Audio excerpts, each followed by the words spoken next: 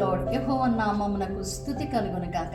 చాలాసార్లు మనం భయపడిపోతూ ఉంటాం. మనం బయటకు వెళుతూ ఉన్నా, ఇంటిలో ఉన్నా, ఒంటరిగా ఉన్నా, నైట్ టైం ఒంటరిగా ఉన్నా మనం చాలాసార్లు భయపడిపోతూ ఉంటాం. కానీ దేవుని వాక్యం ఏమంటుందంటే ఆయన మనను ఆవరించి ఉన్నాడంట.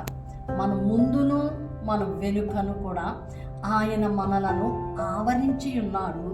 ఆయన చేత్తో మనలను పట్టుకొని ఉన్నాడు.